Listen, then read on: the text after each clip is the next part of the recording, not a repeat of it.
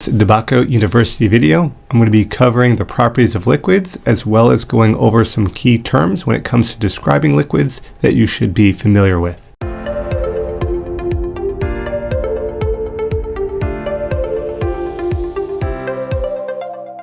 Alright, when we're describing liquids, one term we should be familiar with is called surface tension. And this is caused by cohesive forces between molecules at the surface. And I'll talk a little and show you a little bit about adhesive and cohesive properties in one moment. Molecules at the surface of the liquid, as we see here for water, experience unbalanced attractions pulling them inward. This creates a skin-like effect that resists an external force. That's how that water striator is able to rest on that surface of the water. Water is known for having a very high surface tension, and it's because of the hydrogen bonding that occurs. Because electrons are shared unevenly, there's slightly positive and negative charges, creating hydrogen bonds that occur, which are weak bonds, but still can impact the properties of the liquid. And here we're seeing it of water to a great degree. Now, surface tension in action, again, the water droplet forming little spheres, as we can see here, insects walking on water, as we saw in the previous slide, and then capillary action in plants. So that transpiration process allows those surface tension to be able, and those hydrogen bonds, to help those water molecules move from the roots to the stems and out the leaves, allowing the plant to cool itself as well as move nutrients. So when we're looking also at viscosity, it's a measure of a liquid's resistance to flow. It's influenced by intermolecular forces, with stronger forces having a higher viscosity, molecular size and shape, as well as temperature, with higher temperatures having a lower viscosity. So we can see a great comparison between two liquids here. If they pour really easy, low viscosity. If they're very slow to pour, as we can see here, a much greater viscosity. So we're looking at a comparison here. Water and honey would be a great example. Water having a very low viscosity, honey having a much higher viscosity. Olive oil being somewhere in the middle of those.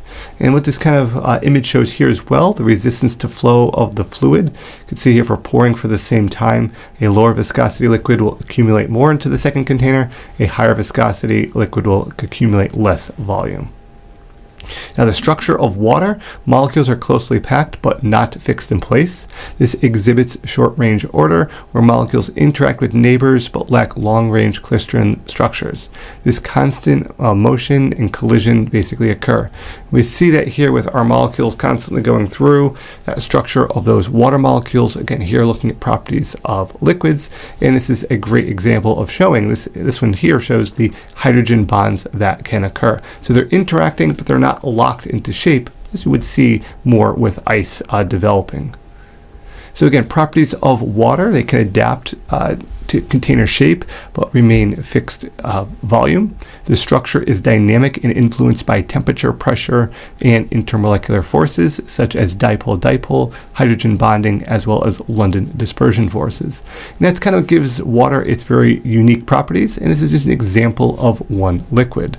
The structure of the states of matter, its particular density, its fact that it's a universal solvent, the high surface tension that it has, the capillary action for its ability to climb tubes, we'll see in a moment, the polarity and dipole moment, the heat of vaporization, and its very high specific heat.